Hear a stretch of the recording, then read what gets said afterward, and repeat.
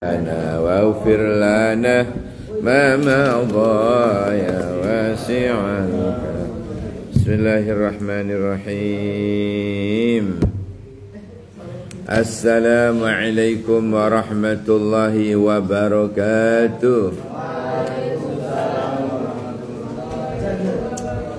Bismillah walhamdulillah salatu wassalamu ala rasulillah Muhammad ibn Abdillah la hawla wa la quwwata illa billah amma ba'du. Di UIN itu ada namanya Ma'had Ali. Ma'had Ali itu dipilih. Yang masuk di Ma'had itu dites lagi tiap semesternya cuma diambil 40 orang yang lolos.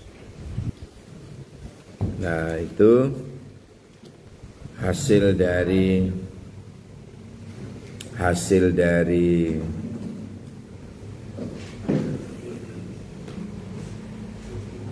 karya mereka mensyarahi Fathul Qorib. Nah, hasilnya itu ya ini yang saya bawa ke sini nih. Syarahnya Fathul Qorib. Sekarang bicara hukum nikah. Nikah itu wis wayahe soal ini. Wis wayahe. Nikah itu ada berapa huruf ya? Coba dihitung. Nun, kaf, alif, ha. Ada berapa? Oh, ternyata ada 4. Nun, kaf, kafnya ada alifnya. Nikahun ya, nikah. Nun, kaf, alif, ha. Ada 4. Oleh ulama diartikan nunnya itu nikmat, nikmatullah. Jadi nikah itu ternyata didahului dengan kalimat nikmat, nikmatun. Dan itu tidak hanya dipakai sehari 2 hari, seumur hidup. Jadi berarti merasakan kenikmatan seumur hidup. Nikmatullah, nikmat dari Allah. Sehingga kalau ada orang nggak mau nikah, itu selain dinilai bahlul, andaikan mati dalam keadaan membenci nikah, maka itu mayitnya termasuk mayit yang terhina. Na'udzubillah. Makanya jangan pernah membenci sesuatu yang disunnahkan, termasuk nikah. Jangan pernah membenci nikah. Orang yang membenci pernikahan, benci loh ya, gak gelem, benci pernikahan. Selain dianggap bahlul, juga apa tadi? Andaikan mati, mayatnya termasuk mayat yang terhina. Oleh karena itu nikah saja. Huruf yang kedua huruf apa? Kaf, karamatullah. Karamah, mulia, kemuliaan. Jadi orang nikah itu mulia karena dia sudah menyempurnakan agama separuh. Tinggal separuh lagi. Udel ke bawah sudah sempurna.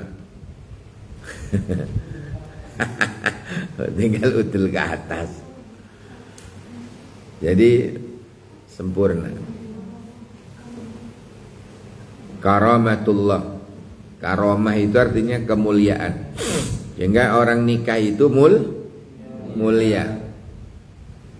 Mulia. Sudah tidak lagi lirak-lirik. Kalau memang masih melirik, ya lumrah wong punya mata.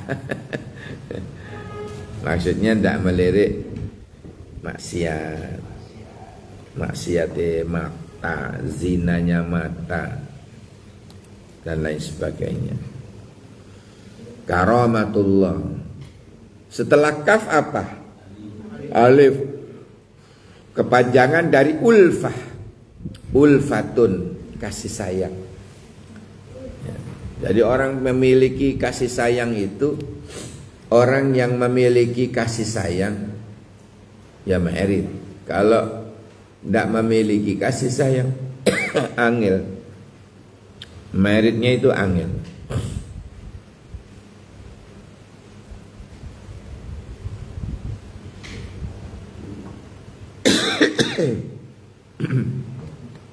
Angel. Sehingga dengan adanya kasih sayang itu antara pasangan tadi itu muncullah yang disebut dengan sakinah. Berarti munculnya sakinah itu karena ada mawaddah warahmah. Munculnya sakinah karena adanya mawaddah warahmah. Mawaddah cinta, rahmah kasih sayang. Yang disebut dikemas dengan ulfatun tadi. Andaikan tidak ada ini, andaikan tidak ada cinta dan kasih sayang, maka tidak akan ada sakinah. Loh Pak, yang tua-tua itu sampai tua masih sepiring berdua, masih manggilnya aja my love. Masya Allah, masih tua-tua itu. I love you, you love me and you lep-lepan. Sing gitu-gitu itu ya apa memang kelon wis gak kuat. Kerso, ker tak masuk. Sudah tidak mungkin. Itu tinggal yang disebut dengan rahmah. Mawaddah hilang tapi tinggal rahmah. Itu masih juga menjadi syarat menuju sakinah. Ada orang sudah tua baru nikah gitu. Kemarin itu ya, suaminya meninggal, yang satunya istrinya meninggal. Ketemu sudah sepuh-sepuh, ternyata masih teman SMP-nya dulu. Ya, dulu pernah cinta monyet-monyet gitu. Ketemunya setowek-towek. Apa yang dicari? Kira-kira apa ya? Ketenangan. Ada teman. Kalau kekuatan seks barangkali sudah menurun. Yang dia cari adalah ketenangan batin, ketenangan. Makanya adanya rahmah saja itu mampu melahirkan sakinah. Lain dengan mawaddah. Oh, tidak bisa itu. Berdasarkan mawaddah tok itu tidak bisa Pak. Karena banyak cinta itu cinta-cintaan. Lain dengan rahmah, kasih sayang. Oh lain, jauh, beda.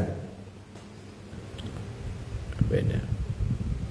Itu yang disebut ulfatun tadi ya. Terus terakhir hurufnya, huruf yang keempat apa?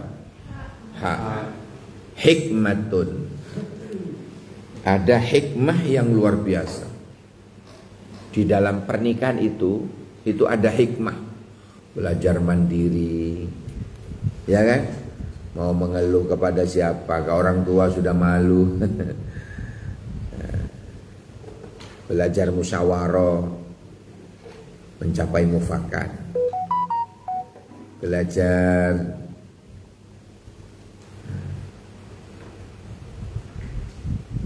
ilmu kehidupan ini, Masya Allah, dijalani berdua.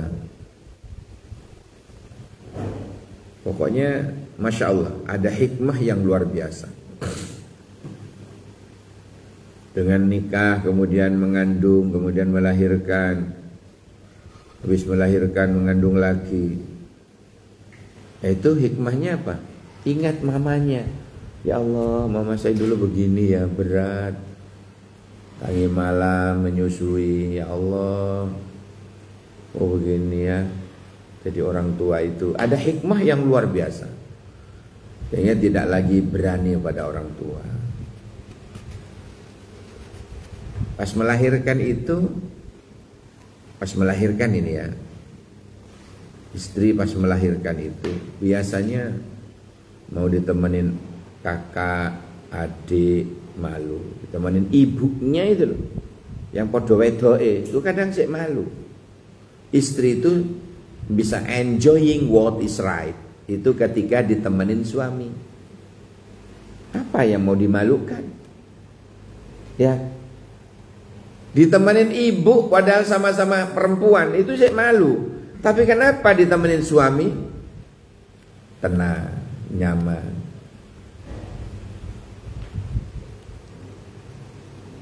Nyandar di dada suami pas melahirkan atau berbantal tangan suami. Tenang rasanya. Sampai saya sendiri tuh dengar, ayo ngeden, tarik nafas, keluarkan. Tarik nafas, keluarkan. Sampai hafal saya dulu. Ya. Sampai saya tanya, kok suwe bu? Iya Ustaz, ini nunggu isi buka loro. Loh, sampai pinter? Sampai 10. Ya Allah, urung ngono tak buka dhewe aku. Ya Allah. Suwe men. Akhirnya sampai owe. Ya, itulah perjuangan. Jadi istri yang begitu tadi itu dengan penuh kesakitan yang bagaimana, ingat ibu itu pasti, ingat orang tua. Jadi tidak mungkin anak itu kemudian kurang ajar ke orang tua itu, karena dia merasakan sendiri. Ini yang saya maksud hikmah tadi itu. Yang saya maksud hikmah tadi itu di situ. Dia akan merasakan apa yang dirasakan orang tuanya. Tidak mungkin kurang ajar nang ibu. Setelah mengetahui, oh begini, ya Allah, perjuangan antara hidup dan mati. Nah, kemudian saran gue nih, begitu anak keluar oleh bidan mau dibersihin, jangan mau, azanin dulu.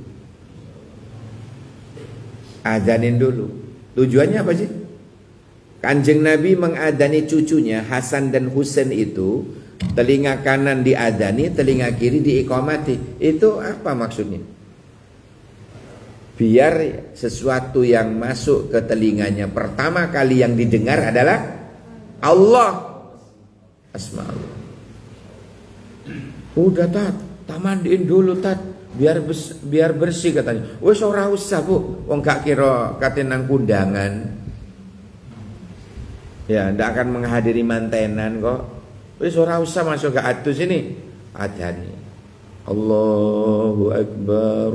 Allahu Akbar, pendek gitu. Nggak boleh kayak adzan di Madinah itu.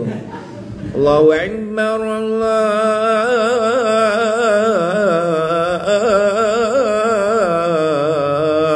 Akbar.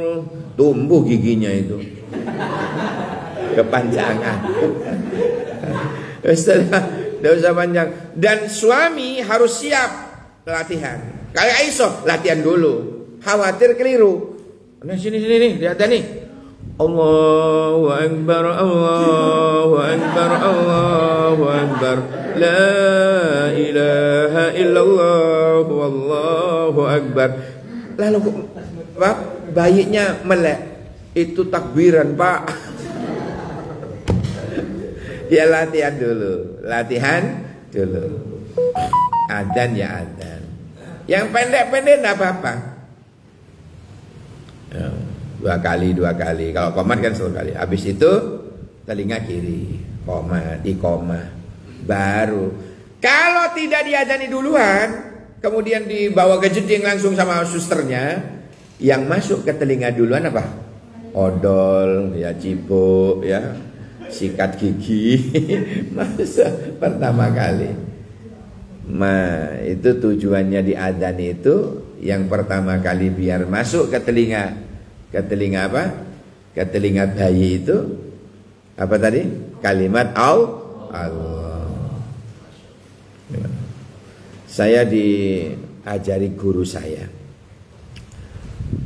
agar si bayi ini sampai tua sampai mau mati dilindungi oleh Allah dari perbuatan zina. Mau tak ajari amalannya? Jadi anak kita itu dari lahir sampai tua itu selalu terlindungi dari Allah, diselamatkan oleh Allah dari perbuatan zina. Amalannya bagaimana? 4 ini dilakukan.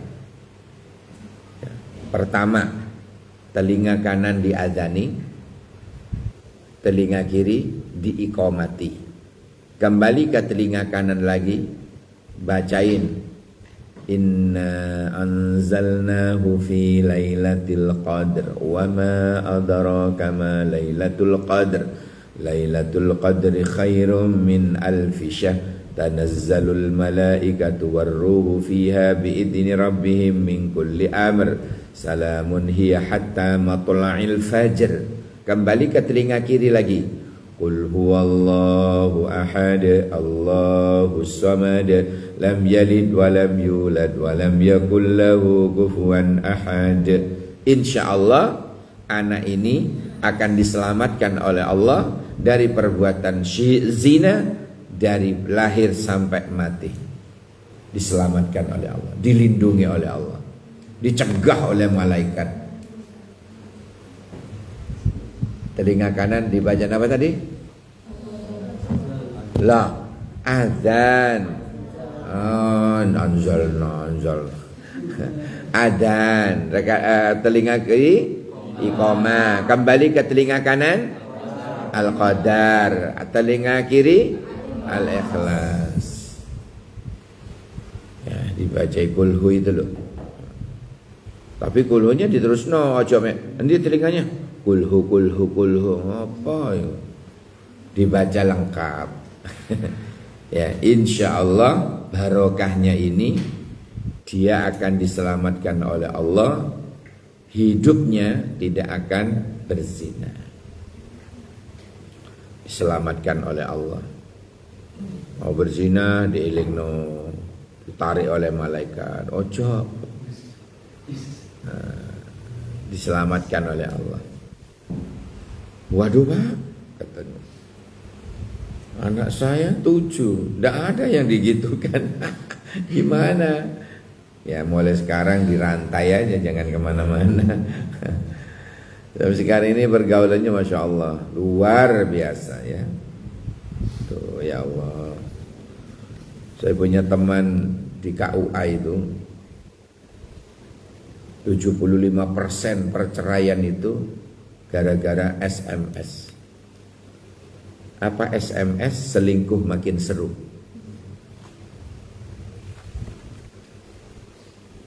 Mudah-mudahan kita diselamatkan oleh Allah. Masya Allah. Dulu kalau mata sudah dibutakan, padahal dengan selingkuhannya itu masih cantikan istrinya kadang, ya kan? Ditutupi oleh setan. Tutupi. Selingkuhannya memang kayak rembulan bertaburan bintang. Kenapa? Jerawatnya banyak, jadi berbintang.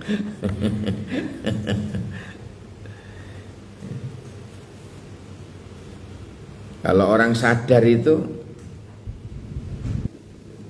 ya sudah, yang kembali kepada Allah itu amal solehnya, bukan keindahan fisiknya. Sekarang ini kan MS Glow di mana-mana. Ada morning cream, ada afternoon cream, ada night cream, ada sakaratul maut cream, macam-macam sekarang.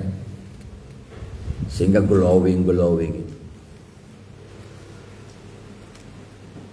Mati, ya wes, badan pun tak berharga. Kembali ke tanah. Jadi santapan cacing tanah, dung. Ya, nyanyian siapa itu? Mas Romai Rama. Ya Allah. Jadi yang kita perhatikan di sini apa? Amal soleh. Yang dulu dipuja-puja, dipuji-puji, glowing, aduh, Masya Allah. mati ya wes, mati. Tapi yang perlu digarisbawahi di sini amal soleh, amal perbuatan yang Allah ridho, sembayangi gitu, ditambah dengan yang sunnah-sunnah, duhanya, tahajudnya.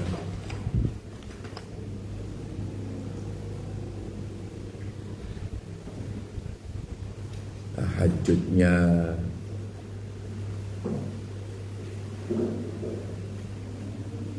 Masya Allah. Ya, ini persiapan merit. Ya, baik.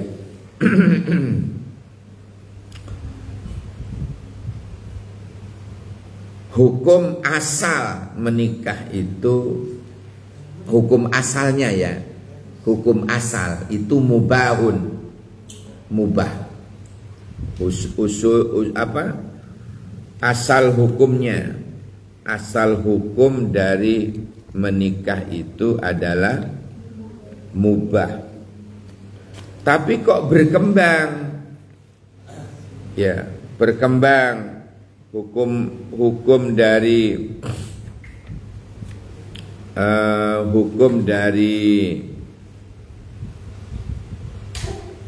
nikah itu kemudian berubah menjadi wajib, ada sunnah muakkadah, bisa juga makruh, bisa juga haram loh. Itu gimana? Aslinya mubah, sehingga seseorang yang diperbolehkan menikah ya, dengan tujuan taladzud, merasakan nikmat, kenikmatan dan istimta, bersenang-senang, apabila ia berniat untuk menjaga atau mempunyai keturunan, maka hukumnya sunnah.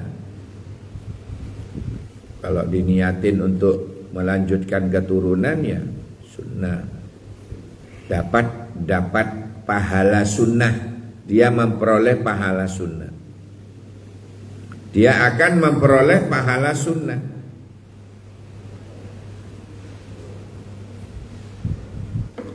Kemudian ada yang berhukum wajib. Kapan? Nikah itu hukumnya wajib. Iya, kapan? Apabila hanya dengan menikah dia terhindar dari perbuatan yang diharamkan. Seperti takut berbuat zina yang hanya bisa dihalau dengan menikah, maka nikahnya itu hukumnya wajib. Wajib. Wes gak kuat, wes mentok, wes waduh iki lek aku gak nikah ini ayah hapilakes. Apa ayah hapilakes? Tuh bahaya ini. Harus nikah. Kalau enggak bahaya. Maka nikahnya orang seperti itu hukumnya wajib, karena takut terjerumus kepada zina. Kemudian nikah berhukum makruh. Kapan?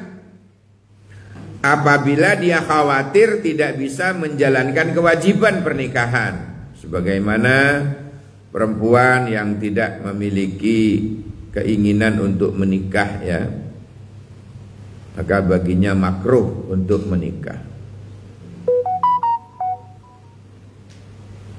Hal ini juga berlaku bagi laki-laki yang belum mampu menafkahi. Ini kesalahan banyak orang ya. Di Indonesia ini banyak orang ditanya menikah itu karena satu, sudah kerja, sudah mampu memberikan nafkah. Kadang-kadang begitu. Padahal itu bukan ukuran dalam Islam. Ukuran dalam Islam itu berilmu. berilmu tentang ilmu munakahat, bukan hanya finansial doang. Uang banyak, kerja mapan sudah. Ilmu tentang munakahat nol. Wah, ini bisa-bisa menjadi pelanggaran ini. Dia menjadi pelanggaran.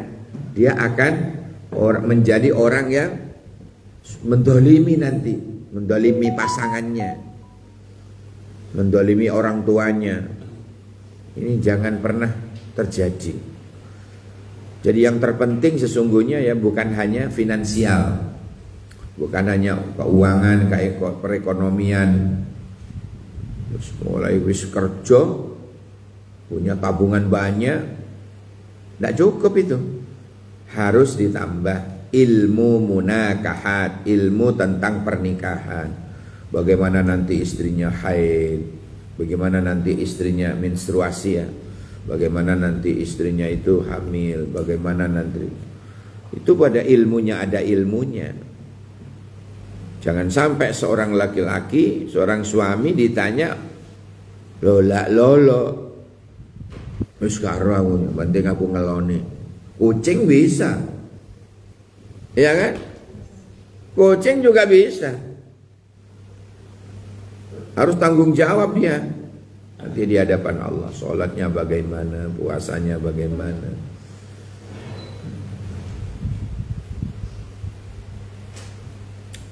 Ada ilmu tentang di dalam ilmu munakahat itu. Jadi tidak cukup hanya banyak uang, rapi, onda.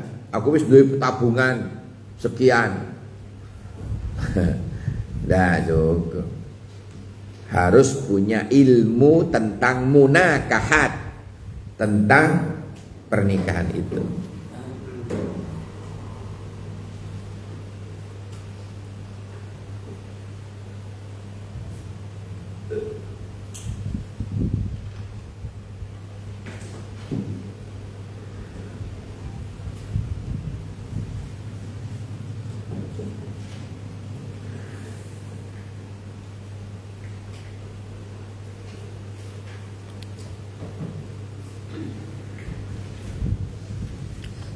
Ada seorang perempuan ahli ibadah ya, dilamar oleh laki-laki yang kaya misalnya, tapi bodoh dalam bidang munakahat, sehingga merusak kebiasaan ibadahnya si istri tadi, atau katut istrinya menjadi tidak ibadah. Wah, ini hanya kepincut duit itu. Ini banyak terjadi sekarang.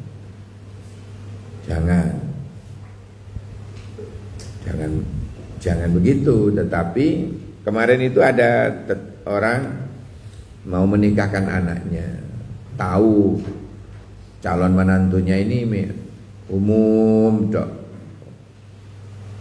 Akhirnya dikirimlah ke saya selama 1 bulan sebelum pernikahan itu, minta didrill ilmu tentang munakahat. Bagaimana kewajiban suami, bagaimana hak istri, bagaimana kewajiban istri, apa hak suami, dan lain sebagainya. Didrill di rumah calon istri, calon suami. Tak bisa mengandalkan fulus. Walaupun kullu syai'in bil fulus yajri bil mulus wa tembus. Wa illa mampus. Kullu syai'in, segala sesuatu, yajri bil mulus, akan berjalan dengan mulus. Dengan apa? Bil fulus. Yajri bil mulus wa tembus, dan juga bisa tembus segala urusannya. Wa illa, kalau tidak, mampus. Memang betul, tapi tidak dengan soal pernikahan. Butuh ada yang lebih penting di situ, mengetahui ilmu tentang pernikahan itu. Bagaimana nanti kalau istrinya hamil? Bagaimana nanti kalau istrinya Ramadan gak poso? Bagaimana nanti istrinya pas melahirkan? Bagaimana nanti macam-macam sih muncul persoalan itu. Tidak bisa diatasi dengan keuangan, tidak bisa diatasi dengan finansial, tapi pakai ilmu.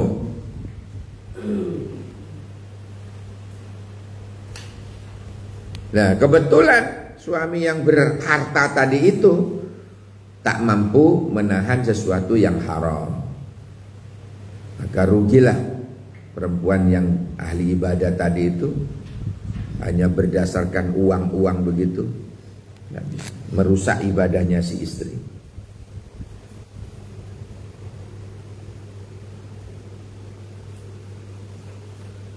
Kalau dia sudah ngaji, sudah tahu ilmunya, finansial mampu, maka hukumnya sunnah. Sunnah dia.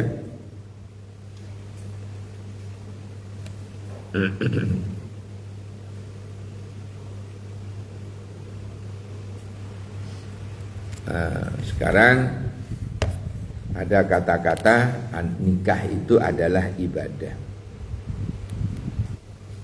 Apa dan bagaimana nikah itu disebut ibadah? Nikah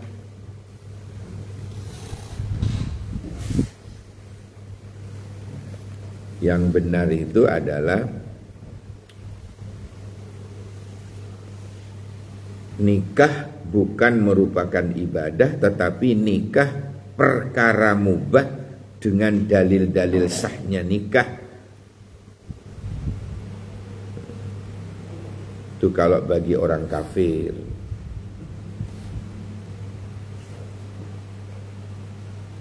Ya. Kalau dikatakan nikah itu ibadah, bagaimana dengan orang kafir? Kan tidak sah ibadahnya. Ya kan?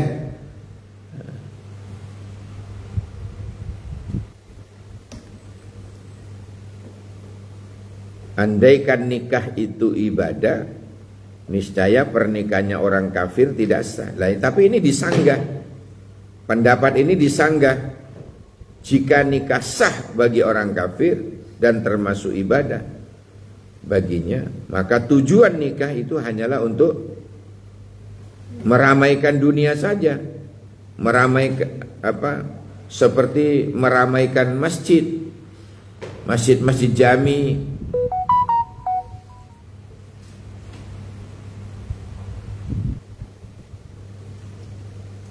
Sehingga nikah sah bagi orang muslim dan termasuk ibadah, dan sah juga bagi orang kafir, akan tetapi tidak termasuk ibadah. Ini kan berbahaya kalau orang berpendapat begitu. Bagaimana nikahnya orang kafir menjadi sah? Ini banyak orang tidak paham ini. Kan begini, berawal begini. Lakinya kafir, wedoke muslim. Bagaimana ini? Lakinya muslim, wedoke kafir. Bahasa Qur'annya kan kafir. Ya. Masa sampean sholat gimana? Qul ya ayyuhanun muslim. Masa begitu? Ya. Kafir itu artinya ingkar, tidak mau mengimani Allah dan Rasul. Disebut kafir. Lumayan dibilang kafir daripada kita dituduh domba-domba sesat. Iya tak? Mereka mengatakan kita nih dia diarani apa? Domba. Gelem diarani wedhus. Sesat lagi. Jadi begini ya. Lah kalau sekarang yang kafir ini kafiroh yang perempuan, sementara yang mukmin yang laki, selama cara nikahnya secara Islam,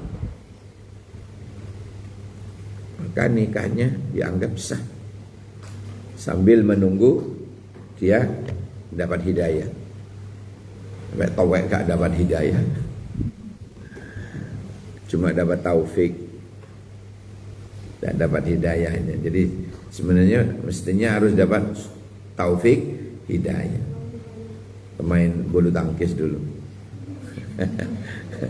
Jadi, tapi kenapa kalau yang kafir sing laki ini kok tetap dihukumi zina? Kenapa? Karena di awal pernikahannya tidak secara Islam. Ini bahayanya ya. Harus tahu ini kita. Kita harus tahu. Lakinya muslim nikah dengan wanita kafir. Selama nikahnya secara Islam, maka nikahnya sah.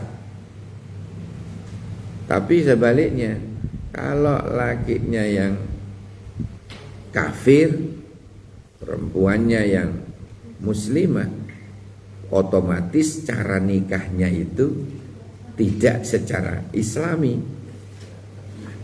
Maka secara otomatis nikahnya tidak sah. Dan jika kalau melakukan perkelonan, maka itu sama dengan perzinahan. Naudzubillah, summa naudzubillah. Ini bahayanya, ini bahaya. Ini banyak orang tidak paham ini. Banyak orang tidak paham. Ya. Sehingga suka popo terima nduk wonge sugih. Ya kan? Orang ngasogi terima baik. Nah, ini kan bahaya ini. Menjerumuskan anak ke dalam jurang perzinahan. Ini hati-hati nih hadirin, hati-hati. Hati-hati nggih. Khawatir, jangankan pikir saudara, elu pada ini loh. Nah, ini kan usia-usia nikah semua ini. Hati-hati, pokoknya hati-hati. Jangan sampai kita itu terjebak dengan istilah seperti ini. Apa-apa, nikah kan ibadah. Tapi tidak syahadat, tidak apa lagi? Tidak secara Islami. Bahkan nikahnya di pura, di Bali, di mana lagi? Ya Allah, Masya Allah. Ini banyak kaum muslimin yang terjebak. Banyak kaum muslimin yang terjebak, putra putrinya itu dinikahkan secara tidak Islami. Ya, secara tidak Islami. Bagaimana itu? Secara tidak Islami kok. Nah, sekarang ketika kita bicara tentang menikah haram loh. Kenapa kok bisa haram? Hukum haram menikah ini berlaku atas seseorang yang tidak khawatir dirinya akan berzina, sedangkan dia tidak mampu untuk menafkahi istrinya dari pekerjaan yang halal, tidak mampu bersenggama dengan istrinya, sudah tidak mampu memberikan nafkah lahir, juga tidak bisa memberikan nafkah secara batin.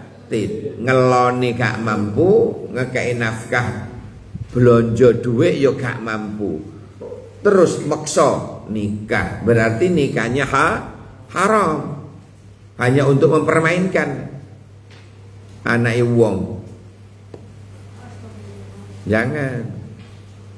Ada sekarang kasus, ya ini Ada seorang ya, tapi tidak semua orang.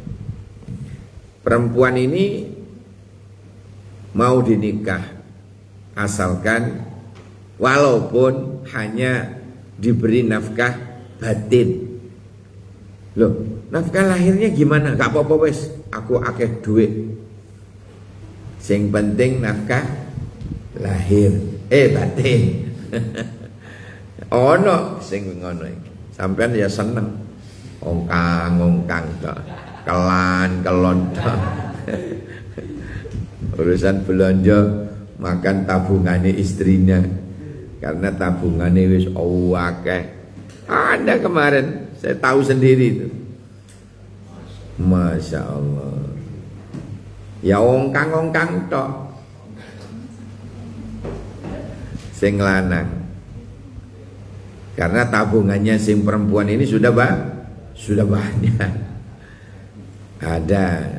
Gak apa-apa ya, gak apa-apa wes, gak dikasih nafkah. Sing penting awakmu ngeloni aku. Ono sing model ngono ya ono. Tapi golek ini angel. Tapi golek sing koyo ngono angel. 1001 itu pun kalau ada. Masya Allah ya. Hanya saja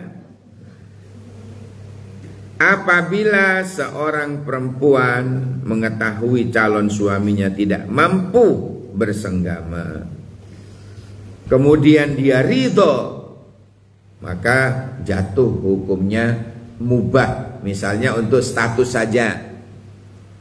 Nah, tahu dia impoten, tahu. Bukan important, bukan begitu, impoten. Beda ya. Beda. Impotensi, impoten. Dia tahu suaminya cuma ganteng. Dia mau sebagai status saja bahwa dia sudah bersuami. Ridho, aku gak popo, ridho. Kayak kelon-kelonan aja. Gak kelon temenan. Gak wong sudah tahu dia suaminya tak mampu bersenggama. Tapi istrinya ridho. Itu hukumnya masih jatuh hukum mubah. Begitu juga seorang laki-laki ya.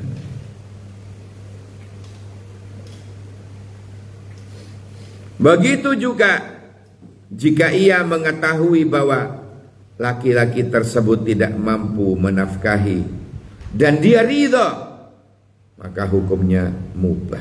Dengan syarat perempuan itu pinter, bukan bahlul. Ngerti bahlul teman? Bahlul itu apa? Tidak. Bahlul itu kalau ada debil, ambisil, idiot.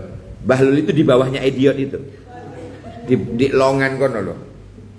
Bukan begitu, tetapi syaratnya pintar.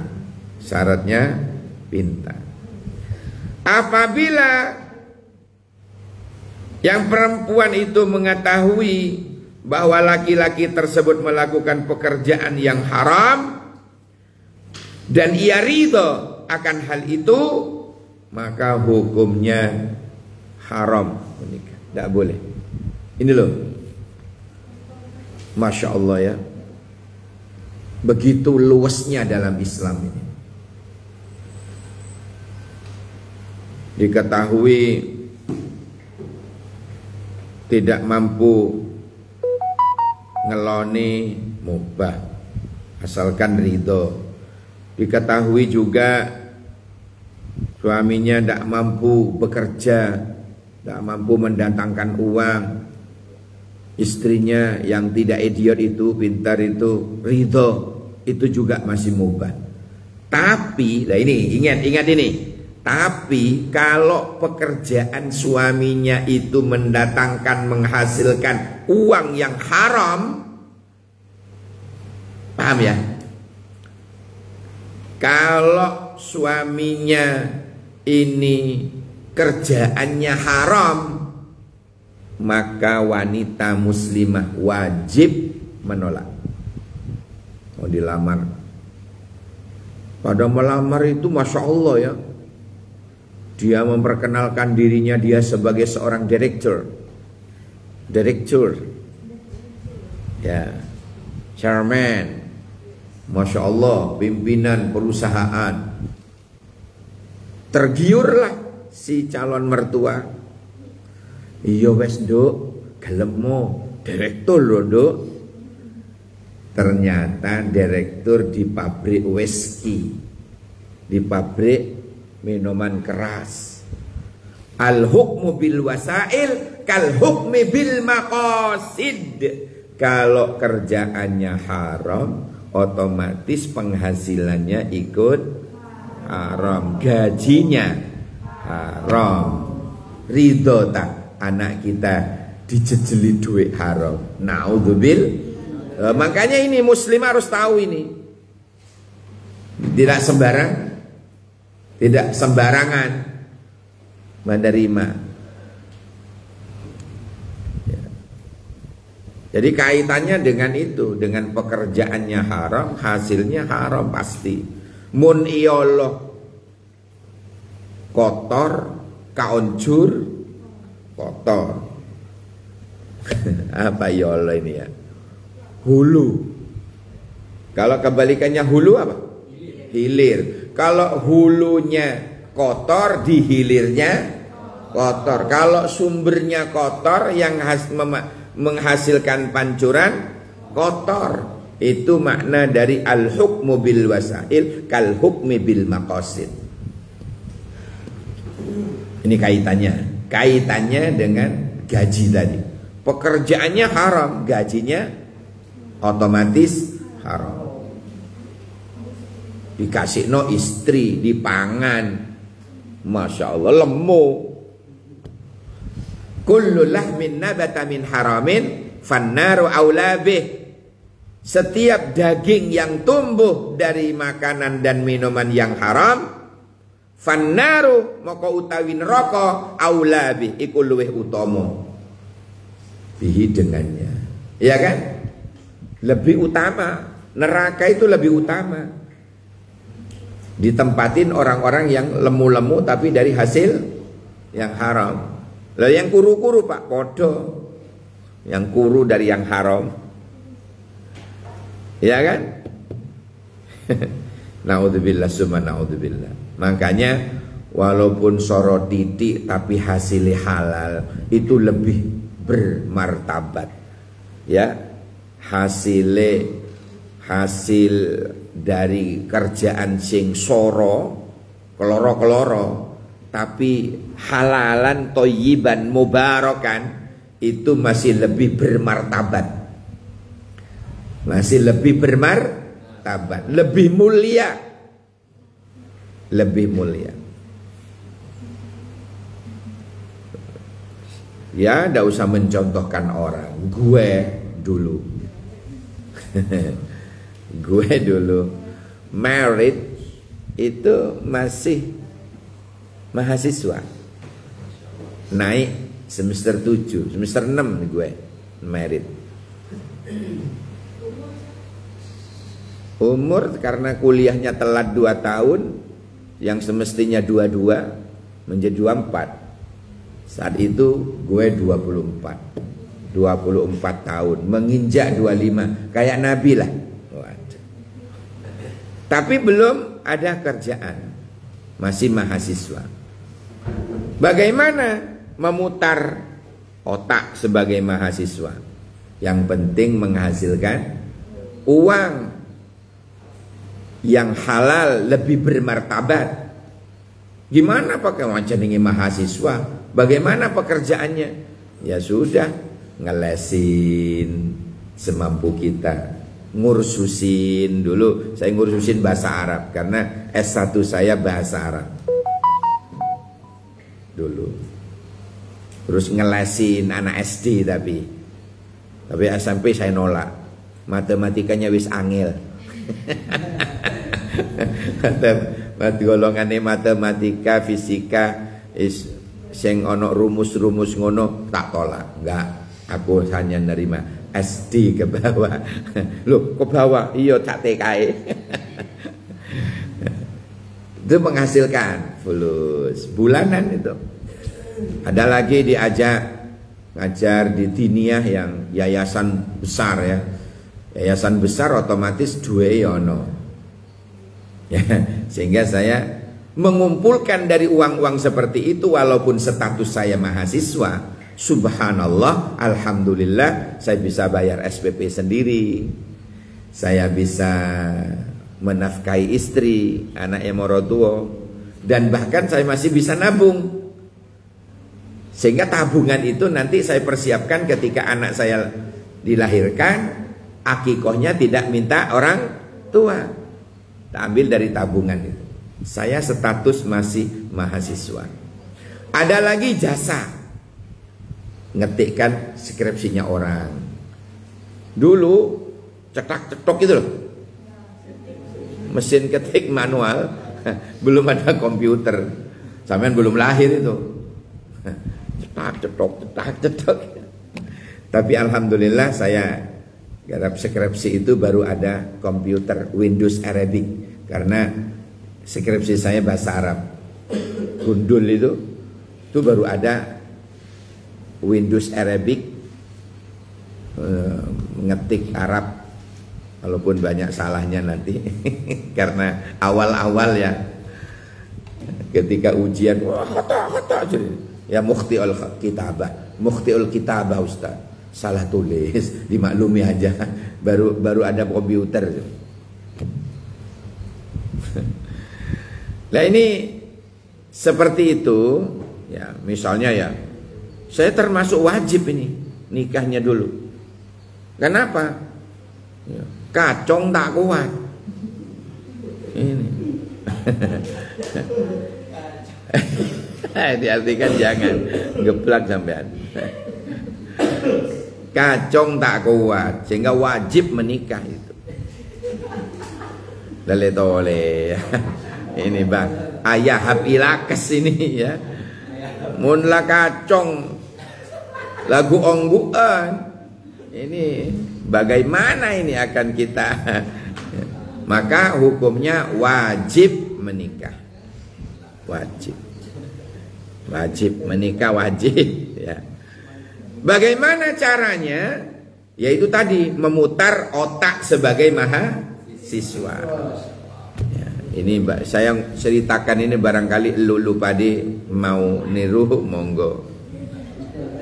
Tapi jangan hanya mahasiswa sik ngene nang wong tua merit.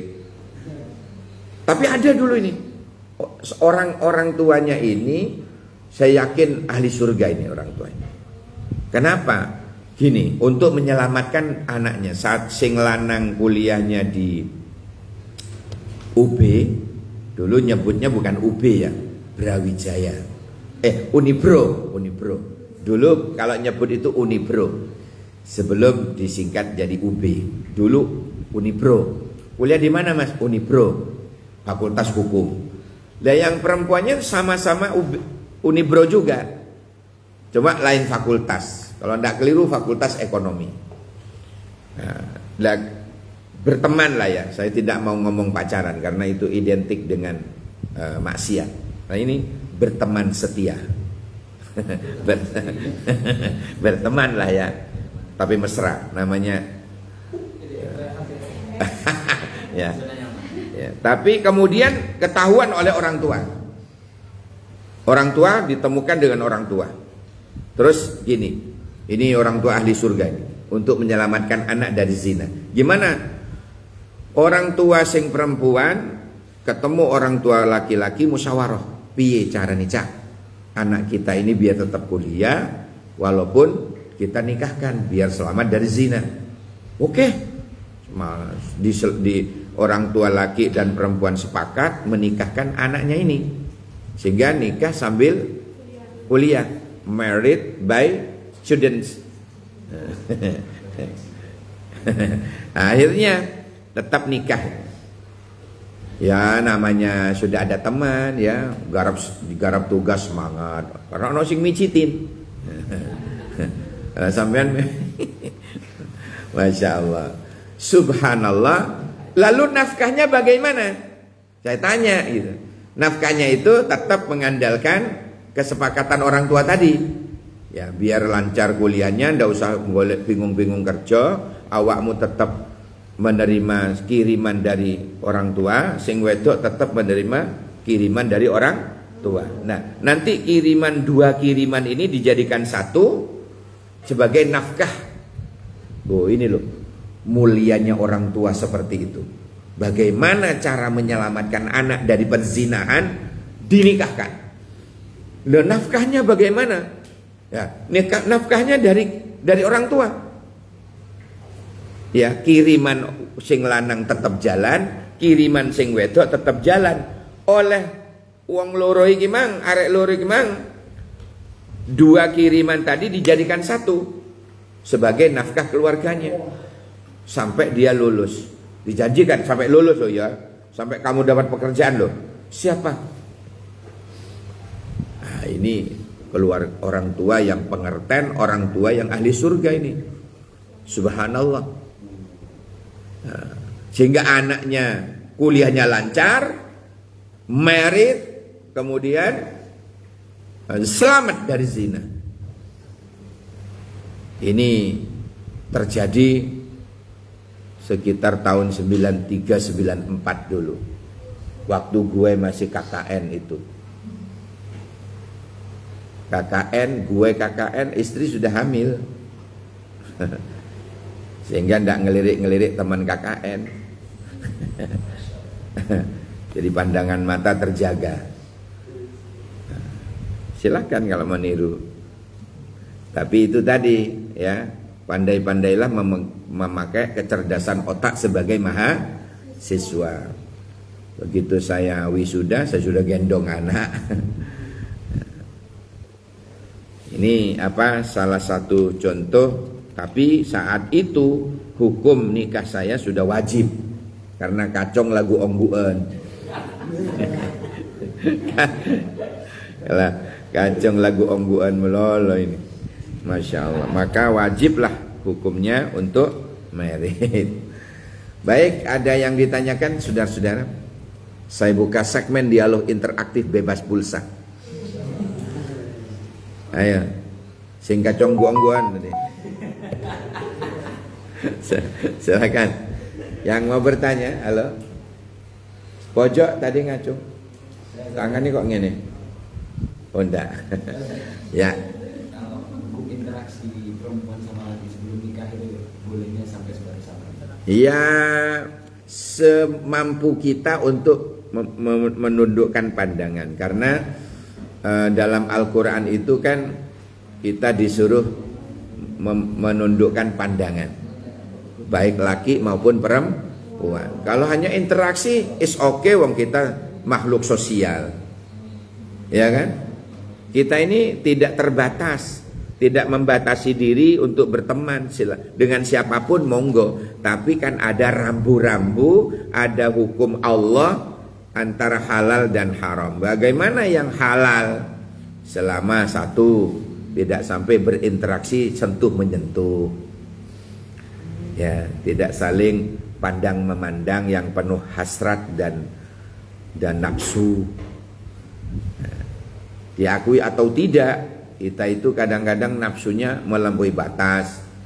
Maka kita harus SD, sadar diri, harus sadar diri. Sebab apa ya? Kalau meminang itu yang diperbolehkan memandang wajah dan kedua telapak tangan. Itu sudah mewakili katanya. Tapi anak sekarang kurang puas. Akhirnya pada waktu melamar itu ngirim saudara perempuannya nginep di rumahnya itu. Karena gak puas kalau melihat wajah katanya. Si kerudungan. Cuman kesana nginep kok. Kalau perempuan dengan perempuan buka jilbab kan tidak apa-apa. Nah, sehingga tahu dia punya kuping atau tidak. Ya, kalau jilbabnya tidak dibuka, khawatir dia tidak punya telinga, tidak puas. Misalnya seperti itu, ya silahkan monggo. Tapi kalau melamar, tapi kalau berinteraksi berteman, ya jangan, ya boleh sesekali memandang, tetapi pejamkan mata, menundukkan pandangan. Itu lebih selamat. Itu ya Mas ya. Halo. Sing repot ini saya sekarang. Ya Allah, 90% jamaah saya ini mak-mak, bu-ibu. Di majelis taklim sana ibu-ibu, majelis taklim sana ibu-ibu, majelis taklim sana ibu-ibu. Sampai saya ceramah kemana itu kemarin, Sumatera Barat, itu ya diundang ibu-ibu. Diundang ke Kalimantan, Balikpapan, tapi saya buka di baliknya ada apa? Oh, ada papannya. Nah, itu juga diundang ibu-ibu. Ke Bontang, Kalimantan Timur ya panitianya ya ibu-ibu. Waduh, ini masa saya ceramah gini, saudara-saudara, kan tidak mungkin. Makanya ada 3 yang diperbolehkan itu. Saat pengajaran, saat belajar mengajar, jadi ustadz boleh melihat tilmidah, tapi ojo keterusan. Angah. Yang kedua pengobatan, dokter ya ngerayai, enggak, bukan ngerayai, bukan, pakai alat itu loh, pakai alat, kok ngerayai sih, pakai alat, boleh.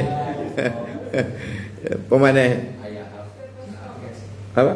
Bisnis. Ya, jual beli. Adol tinuku ya, al-bai'. Adol tinuku boleh, pengobatan boleh, pengajaran boleh. Jadi dosen melihat mahasiswi boleh, asalkan tidak keterusan. Itulah enaknya wong telu ini. Tadi salah satu di antara wong telu, kata di dokter jadi dosen, ngono lho. Ngoraya. Bukan. Ada lagi? Mau tanya? Ya. Hah? Merit. Histeri. Hiskeri. Tom and Jerry. Menakutkannya di mana?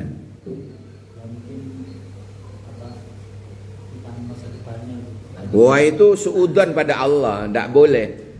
Tidak boleh. Kita sebagai muslim yakinlah bahwa tazawwajun nisa fa innahunna ya'tina bil mal.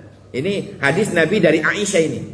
Dari Sayyidah Aisyah radhiyallahu anha, qalat, dia berkata, qala Rasulullah bersabda, tazawwajun nisa fa innahunna ya'tina bil mal. Kalau terjemahan bebasnya, pancinglah rizkimu melalui pintu pernikahan.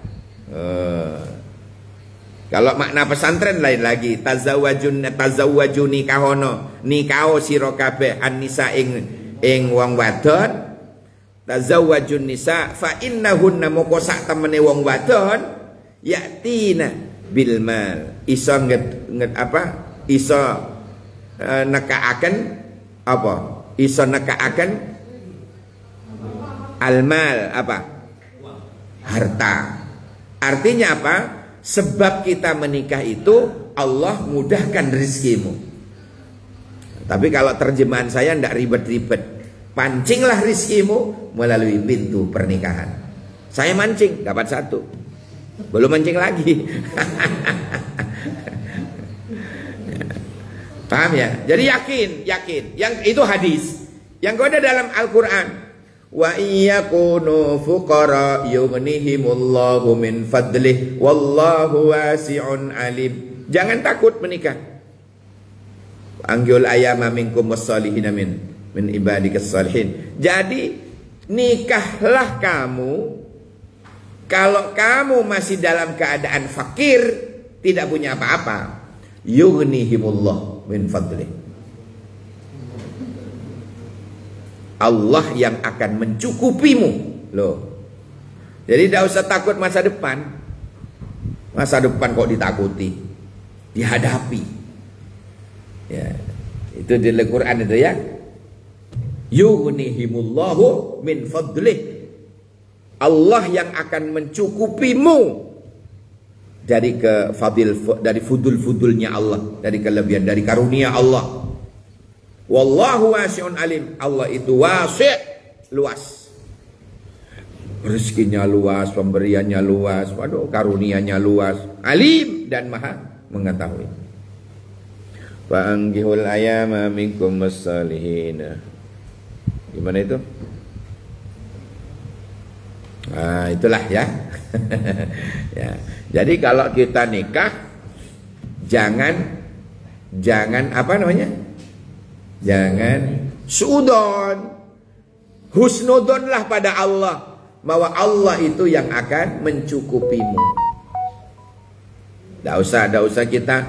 Kadang ada orang mau menikah takut, nanti mau dikasih makan apa anaknya mertua. Ya nasi lah, masa pasir. Masya Allah. Ada lagi terakhir, penanya terakhir, Pak Haji tadi ngacung. Udah. Silakan Mbak, silakan. Boleh. Kalau misalnya dia udah masuk usia nikah, tapi misalnya belum ketemu, terus dia mau fokus untuk cari ilmu lagi, itu apa boleh? Boleh. Siapa tahu pas cari ilmu kedua itu dapat jodoh. Jodoh mati ya, ajal, rezeki itu urusan Allah kan gitu. Yang penting kita ikhtiar. Ikhtiar itu jangan keluar dari rumah. Jangan diam di rumah. Ikhtiar itu keluar pokoknya. Siapa tahu ketemu di jalan, di istikharoi gitu. Kenalan, hai juga. Nah, kan gitu. Jodoh itu rahasia Allah ya. Minta, tapi jangan ikhtiar tok, berdoa. Ya, berdoa ya banyak, tahajud gitu ya. Terus mari ngono baca ya Rahman ya Rahim ya Wadud, ya Rahman ya Rahim ya Wadud, ya Rahman ya Rahim ya Wadud. Itu dari guru saya dulu. Ya. Laki perempuan boleh zikir itu dari Asmaul Husna itu insya Allah mendekatkan jodoh. Ya Rahman ya Rahim ya Wadud, ya Rahman ya Rahim ya Wadud. Terus di penghujung ditambahi Rabbi habli zaujan salihan. Kalau cowok yang doa Rabbi habli zaujatan salihatan. Itu penutupnya itu, penutupnya. Setelah ya Rahman, ya Rahim, ya Wadud, misalnya satu putaran tasbih ya. Pagi sore misalnya. Terus ditutup dengan Rabbi habli zaujan salihan. Ya Allah karuniai aku suami yang saleh.